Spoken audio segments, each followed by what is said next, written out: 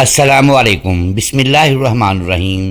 ناظرین، خلافت کے پہلے ہی دن جو سب سے اہم اور بڑا مسئلہ امیر المومنین حضرت عثمان غنی رضی اللہ تعالی عنہ کے سامنے پیش ہوا، وہ خلیفہ ثانی امیر المومنین حضرت عمر فاروق رضی اللہ تعالی عنہ کے بیٹے عبید اللہ ابن عمر کا مقدمہ تھا، جنہوں نے پہلے حرمزان، پھر جفنیہ اور اس کے بعد ابو لولو کی بیٹی کو قتل کر دیا تھا۔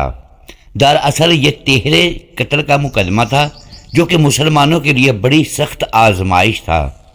ان تینوں کے قتل کا مختصر واقعہ کچھ یوں ہے کہ جب ابو لولو ملعون نے امیر المومنین حضرت عمر بن خطاب رضی اللہ تعالی عنہ کو خنجر سے وار کر کے شدید زخمی کر دیا اور پکڑے جانے کے خوف سے خود اپنی جان بھی اسی خنجر سے لے لی، تو امیر المومنین حضرت عمر فاروق رضی اللہ تعالی عنہ کو زخمی حالت میں ایک مکان میں منتقل کر دیا گیا، جہاں آپ رضی اللہ تعالی عنہ زخموں کی تاب نہ لاتے ہوئے تیسرے دن اپنے خالق حقیقی سے جا ملے۔ اس دوران کچھ لوگوں نے بیان کیا کہ انہوں نے ابو لولو حرمزان جو کہ مسلمان تھا اور جنیبہ جو کہ عیسائی تھا، ان کو ایک جگہ بیٹھے گفتگو کرتے ہوئے دیکھا تھا۔ جب وہ ان کے پاس پہنچے تو سب کھڑے ہو گئے اور خنجر ان کے ہاتھ سے گر گیا۔ یہ وہی خنجر تھا جس سے ابو لولو نے امیر المومنین حضرت عمر فاروق رضی اللہ تعالی عنہ پر حملہ کیا تھا۔ یہ بات جب عبید اللہ ابن عمر بن خطاب نے سنی تو اپنے والد محترم امیر المومنین حضرت عمر بن خطاب رضی اللہ تعالی عنہ کے انتقال کے بعد ننگی تلوار لیے ہوئے نکلے اور حرمزان تک پہنچ کر اسے قتل کر دیا۔ اس کے بعد وہ جنیبہ کے پاس پہنچے اور اسے بھی قتل کر کے اس کی پیشانی پر تلوار کی نوک سے سلیب کا نشان بنا دیا۔ اس کے بعد آپ ابو لولو کے گھر پہنچے اور اس کی بیٹی کو بھی قتل کر ڈالا۔ یہ خبر پورے مدینے میں آگ کی طرح پھیل گئی۔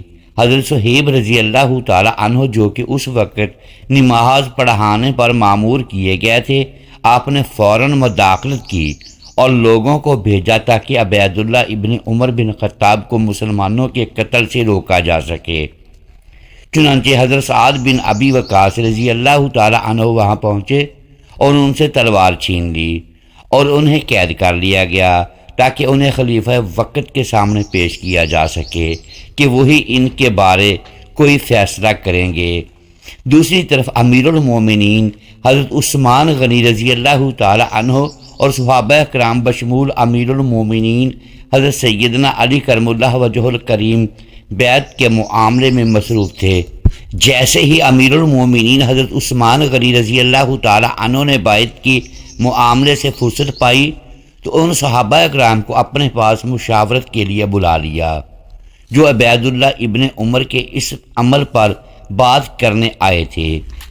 در حقیقت مشاورت اس بات کے لیے بھی کہ عبداللہ ابن عمر بن خطاب نے خود ہی انتقام لیا، اور وہ بھی بلا دلیل۔ انہوں نے ناحق ایک مسلمان اور 2 ذمیوں کو خون بہایا ہے اور اب یہ قاتلوں کی لائن میں کھڑے ہیں، اور اب ان کے متعلق کیا فیصلہ کیا جائے۔ محترم ناظرین، یہاں جہد صحابہ کرام 2 حصوں میں تقسیم ہو گئے تھے اور دونوں طبقوں نے امیر المومنین کے سامنے اپنی اپنی رائے رکھ دی تھی۔ فقہائے اور اہل بصیرت نے کہا، جن میں امیر المومنین حضرت علی المرتضیٰ کرم اللہ وجہ الکریم بھی شامل تھے، انہوں نے امیر المومنین حضرت عمر بن خطاب رضی اللہ تعالی عنہ کے بیٹے سے قصاص لینے کا خیال ظاہر کیا، اس لیے کہ انہوں نے کھلے طور پر اللہ کے ٹھہرائے ہوئے حدود سے تجاوز کیا تھا۔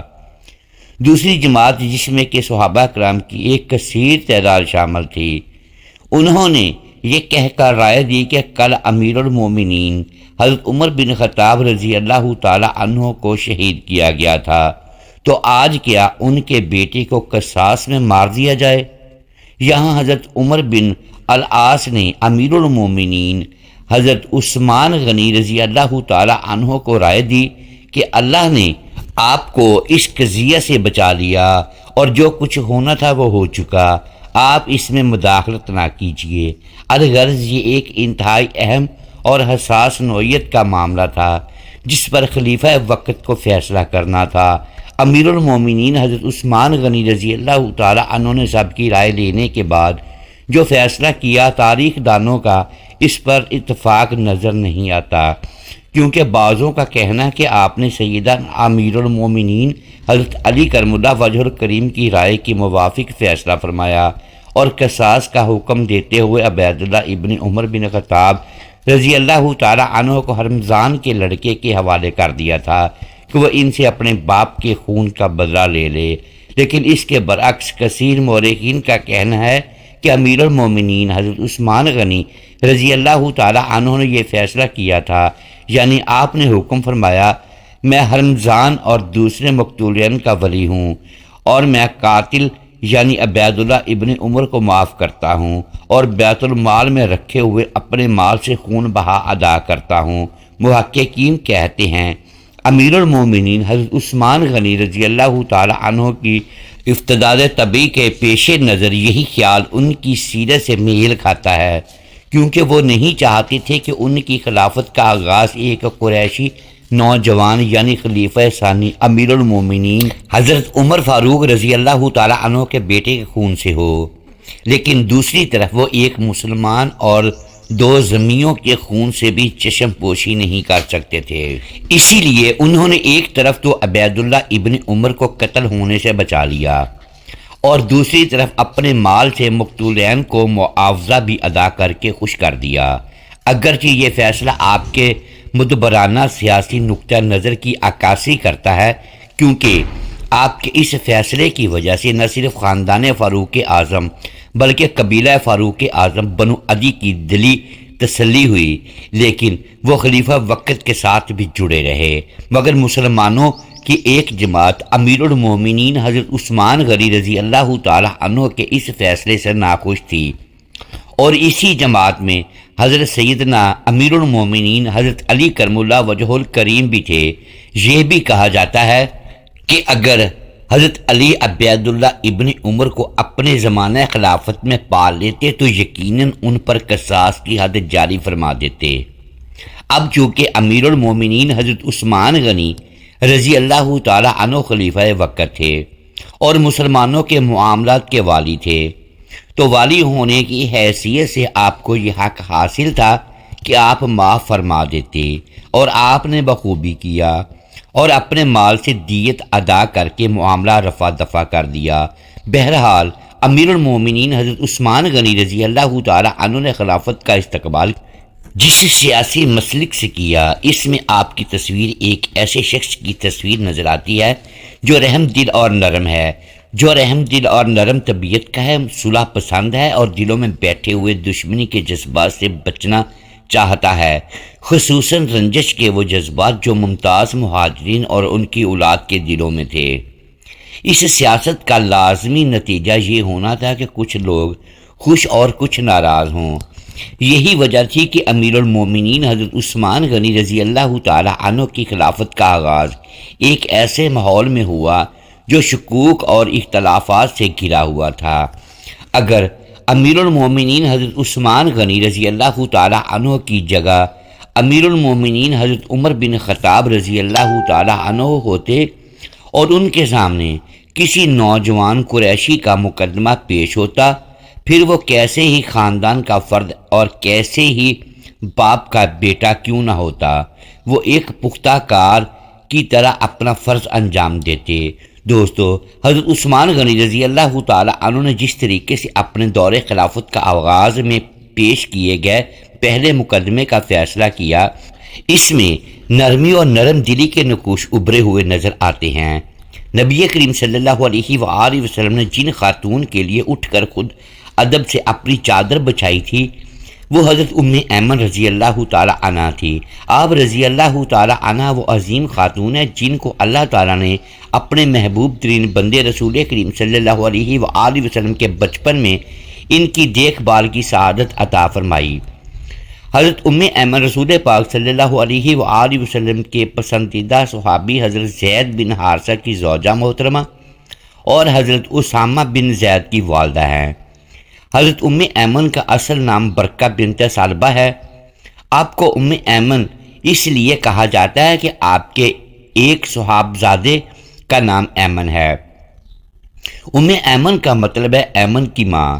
حضرت ام ایمن کا تعلق حبش سے تھا۔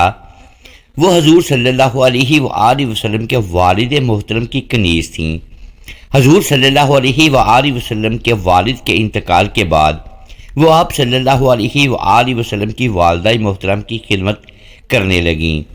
جب آپ صلی اللہ علیہ وآلہ وسلم کی والدہ کا انتقال ہو گیا تو حضور صلی اللہ علیہ وآلہ وسلم کے دادا عبد المطلب نے ام ایمن کو اپنے 6 سالہ پوتے محمد صلی اللہ علیہ وآلہ وسلم کی پرورش اور دیکھ بھال کے لیے مقرر کر دیا۔ بعد میں نبی کریم صلی اللہ علیہ وآلہ وسلم نے حضرت ام ایمن کو آزاد کر دیا تھا۔ حضرت ام ایمن ان افراد میں سے ہیں جو اسلام کے ابتدائی دنوں میں ایمان لائے۔ آپ کی شادی حضرت عبید سے ہوئی تھی، ان سے آپ کے بیٹے ایمن پیدا ہوئے۔ حضرت عبید بھی مسلمان ہو گئے تھے اور وہ بیٹے کی پیدائش کے بعد زیادہ عرصہ زندہ نہ رہے۔ ان کے انتقال کے بعد حضرت ام ایمن بیٹے ایمن کو لے کر حضور صلی اللہ علیہ وآلہ وسلم کی خدمت میں تشریف لائیں۔ حضور صلی اللہ علیہ وآلہ وسلم نے ان کو تسلی دی، اور ایک دن حضور نبی کریم صلی اللہ علیہ وآلہ وسلم نے صحابہ کرام رضوان اللہ تعالی علیہم اجمعین سے ارشاد فرمایا، جو کوئی جنت کی عورت سے نکاح کرنا چاہے تو وہ ام ایمن سے نکاح کرے۔ یہ سن کر حضرت زید بن حارثہ نے حضرت ام ایمن سے نکاح کر لیا۔ ان سے حضرت اسامہ بن زید پیدا ہوئے۔ حضرت صلی اللہ علیہ وآلہ وسلم حضرت زید کی طرح حضرت اسامہ کو بھی بہت عزیز رکھتے تھے۔ آپ صلی اللہ علیہ وآلہ وسلم اپنے نواسوں حضرت حسن اور حضرت حسین کی طرح اسامہ سے پیار کرتے تھے۔ حسن اور اسامہ کو ایک ساتھ گود میں بٹھا لیتے اور فرماتے، اے اللہ، میں ان دونوں سے محبت کرتا ہوں، تو بھی ان سے محبت فرما۔ جب رسول اللہ صلی اللہ علیہ وآلہ وسلم نے مکہ مکرمہ سے مدینہ منورہ ہجرت فرمائی تو مدینہ پہنچنے کے بعد آپ صلی اللہ علیہ وآلہ وسلم نے حضرت ام ایمن کے شوہر حضرت زید بن حارثہ اور حضرت رافع کو حکم دیا کہ وہ مکہ جا کر حضرت فاطمہ الزہرا، ام کلثوم ام المومنین، حضرت سودا ام المومنین، حضرت عائشہ صدیقہ، ام ایمن اور ان کے بیٹے اسامہ کو مدینہ لے آئیں۔ حضرت زید پہلے ہی ہجرت کر کے مدینہ آ چکے تھے۔ حضور نبی اکرم صلی اللہ علیہ وآلہ وسلم نے حضرت زید اور حضرت رافع کو ایک ایک اونٹ اور 500 درہم بھی عطا فرمائے۔ حضرت ام ایمن نے غزوہ احد، غزوہ حنین اور غزوہ خیبر میں شرکت فرمائی۔ غزوہ احد میں وہ حضرت ام سلیم، ام عمارہ اور حضرت عائشہ کے ساتھ مل کر زخمیوں کو پانی پلاتی تھیں، ان کی مرہم پٹی کرتی تھی اور مجاہدین کے گر جانے والے تیر اٹھا کر دیتی تھیں۔ غزوہ احد میں ایک واقعہ پیش آیا کہ ایک مشرک حبان دشمنوں کی جانب سے لڑ رہا تھا۔ اس نے مردوں پر حملہ کرنے کی بجائے حضرت ام ایمن کا نشانہ لگا کر تیر چلا دیا۔ تیر لگنے سے حضرت ام ایمن زمین پر گر گئیں تو وہ مشرک شرمندہ تک نہ ہوا بلکہ بے شرمی سے ہنسنے لگا۔ حضرت ام ایمن کے اس طرح تیر لگنے سے گر جانے کے باعث حضور صلی اللہ علیہ وآلہ وسلم کو بہت تکلیف پہنچی۔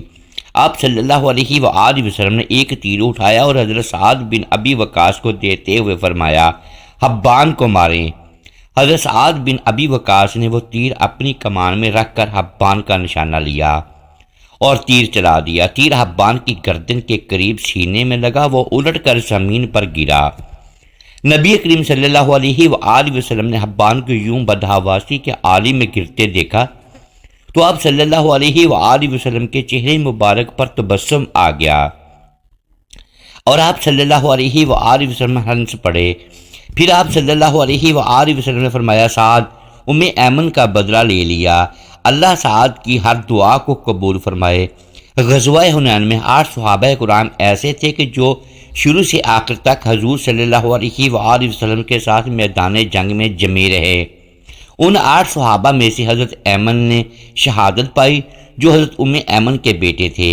حضرت ام ایمن ان میں صحابیات میں شامل تھیں جو حضور صلی اللہ علیہ وآلہ وسلم کے ساتھ غزوہ خیبر میں شریک ہوئی تھیں۔ خیبر فتح ہو جانے کے بعد حضور صلی اللہ علیہ وآلہ وسلم نے اس غزوہ میں شریک ہونے والی ہر صحابیہ کو ایک چٹائی، ایک یمنی چادر اور 2 درہم عنایت فرمائے۔ حضرت ایمن نے بھی یہ اشیاء وصول کی۔ جنگ موطا میں حضرت ایمن کے شوہر حضرت زید بن حارثہ نے شہادت حاصل کی۔ 11 ہجری میں حضور صلی اللہ علیہ وآلہ وسلم نے جنگ موطا کا بدلہ لینے کے لیے ایک لشکر روانہ فرمایا۔ اس لشکر میں کئی بزرگ صحابہ کرام شامل تھے۔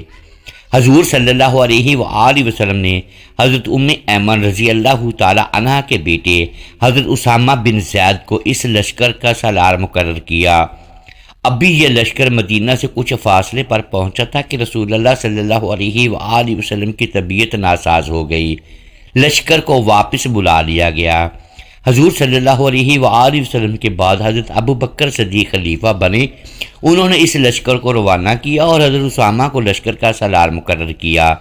حضور نبی اکرم صلی اللہ علیہ وآلہ وسلم حضرت ایمن کا بہت خیال رکھتے تھے۔ ان کا حال پوچھنے کے لیے ان کے گھر تشریف لے جاتے تھے اور آپ کی ضرورتوں کو پورا فرماتے تھے۔ حضرت محمد صلی اللہ علیہ وآلہ وسلم حضرت ایمن سے کبھی کبھی ہلکا سا مذاق بھی فرما لیتے تھے۔ ایک بار حضرت ایمن حضور صلی اللہ علیہ وآلہ وسلم کے پاس تشریف لائیں اور ان سے سواری کے لیے اونٹ کا سوال کیا۔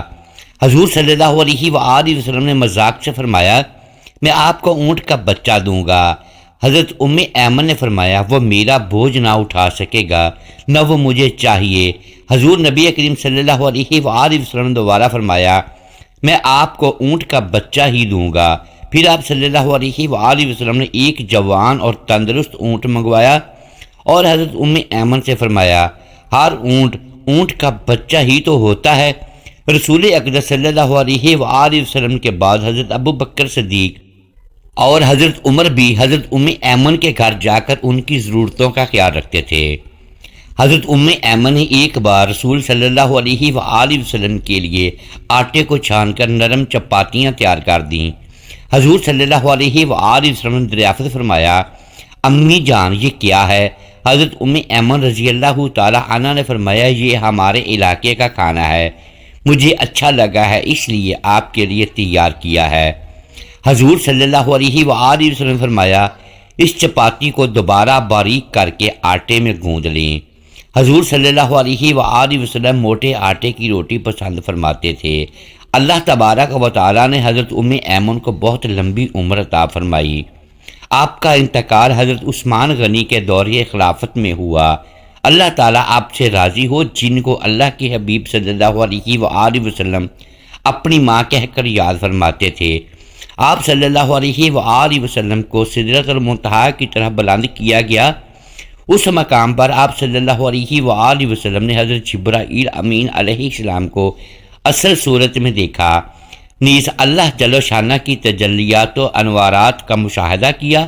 یہاں سے مقام شریف الاقلام سے بارگاہ اقدس میں پہنچے، وہاں بارگاہ الہی میں سجدہ بجا لائے اور بلا واسطہ کلام خداوندی سے سرفراز ہوئے۔ اسی موقع پر نمازیں فرض کی گئی۔ یہاں سے واپسی پر آپ صلی اللہ علیہ وآلہ وسلم کی دوبارہ بیت المقدس میں اترے، وہاں سے براق پر سوار ہو کر صبح سے قبل مکہ مکرمہ پہنچے۔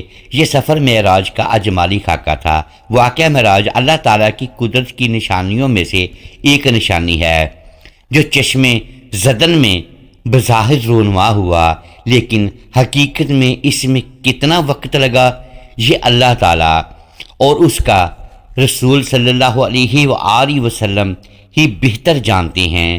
محترم ناظرین، اللہ تعالیٰ ہمیں صحابہ اہل بیت کے نقشے پر چلنے کی توفیق عطا فرمائے اور ہمارا خاتمہ ایمان پر فرمائے، آمین۔